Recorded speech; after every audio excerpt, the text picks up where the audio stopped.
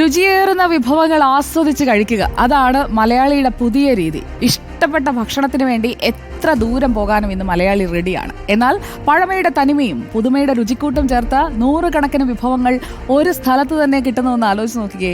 അത്തരം ഇടങ്ങളാണ് മലബാറിലെ ഫുഡ് ഫെസ്റ്റുകൾ.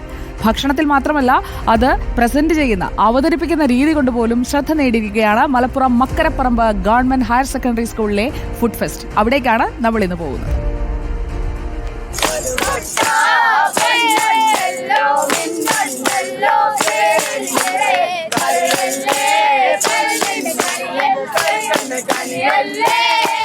ഭയങ്കര ആഘോഷമാണ്, ഒരു ഉത്സവം നടന്നുകൊണ്ടിരിക്കുകയാണ്. ഞാൻ ഇപ്പോൾ നിൽക്കുന്നത് മക്കരപ്പറമ്പ് ഗവൺമെന്റ് ഹയർ സെക്കൻഡറി സ്കൂളിലാണ്. ഇവിടെ വലിയൊരു ഫുഡ് ഫെസ്റ്റ് നടന്നുകൊണ്ടിരിക്കുകയാണ്. അതിൻ്റെ ഒരു ആഘോഷമാണ് നമ്മൾ കണ്ടത്.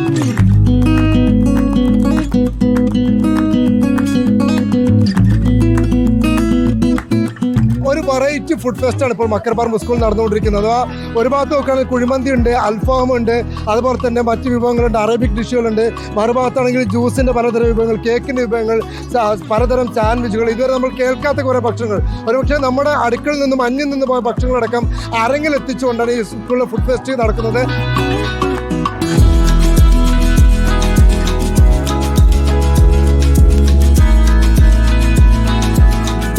സ്കൂളിലെ കുട്ടികൾക്ക് ഉള്ള വിവിധതരം കഴിവുകൾ ബിസിനസ് പരമായിട്ടും അതുപോലെ കാര്യങ്ങൾ നടത്താനുള്ള ലീഡർഷിപ്പ് ക്വാളിറ്റികൾ വർദ്ധിപ്പിക്കുക എന്നുള്ളതിൻ്റെ ഭാഗമായിട്ടും സ്വയം സംരംഭകരാവാനുള്ള ഒരു തുടക്കം എന്നുള്ള നിലയിലൊക്കെ ആയിട്ടാണ് ഇങ്ങനൊരു ഫെസ്റ്റിവൽ നമ്മൾ നടത്താൻ ഉദ്ദേശിച്ചത്. കുട്ടിയുടെ ഓരോ കഴിവുകൾ, കുട്ടിയുടെ ക്രിയേറ്റിവിറ്റി കാണിച്ചു. അതുപോലെ തന്നെ ഇതിലൂടെ കിട്ടുന്ന ഫണ്ടുകൾ സ്കൂളിലെ ചാരിറ്റിക്ക് വേണ്ടി, സ്കൂളുമായി ബന്ധപ്പെട്ട ഓരോ പ്രവർത്തനത്തിന് വേണ്ടി കുട്ടികളുടെ ഭാഗത്തു നിന്നുള്ള ഒരു സംഭാവന കൂടിയാണിത്.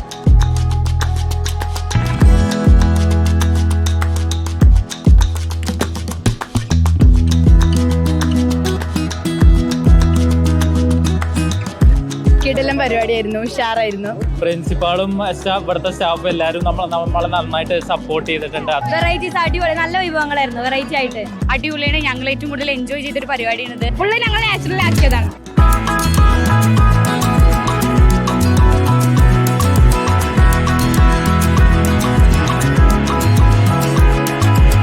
ഭക്ഷണ വിഭവങ്ങളുടെ തനിമ പ്രദർശിപ്പിക്കുക മാത്രമല്ല, അതിലൂടെ ലഭിക്കുന്ന ഫണ്ട് അത് കാരുണ്യ പ്രവർത്തനങ്ങൾക്ക് ചെലവഴിക്കുക എന്നുള്ള ഒരു മഹിതമായ ലക്ഷ്യം കൂടിയുണ്ട് ഈ ഫുഡ് ഫെസ്റ്റിന് പിന്നിൽ. പക്ഷേ ഇന്ന് വരെ നമുക്ക് കാണാൻ കഴിയാത്ത, നമ്മൾ ഇതുവരെ രുചിച്ചിട്ടില്ലാത്ത ഭക്ഷണ വിഭവങ്ങൾ കൂടി ഇവിടെയുള്ള കൊച്ചു കൈകളിലൂടെ നമുക്ക് ആസ്വദിക്കാനാകുമെന്നുള്ളത് തന്നെയാണ് ഈ ഫുഡ് ഫെസ്റ്റിൻ്റെ പ്രത്യേകത. ഇത്തരം ഫുഡ് ഫെസ്റ്റുകൾ ഇന്ന് മലബാറിൻ്റെ ഓരോ മുക്കിലും മൂലയിലും നിറയുന്നുണ്ട്. അത് അനുഭവിച്ച് തന്നെ അറിയണം അതിൻ്റെ ആസ്വാദനവും രുചികളും. വീഡിയോ ജേർണലിസ്റ്റ് ഉണ്ണിത്തൂപ്പൂരിനൊപ്പം reporter Ashkar Ali Karimba, in reporter Malappuram. Ashkar Ali പൂർണ്ണമായും രുചിച്ചില്ലെങ്കിലും ഉണ്ണിത്തൂവർ വിട്ടിട്ടുണ്ടാവില്ല എന്നുള്ളത് ഉറപ്പാണ്. നമുക്ക് തിരിച്ചു വരാം.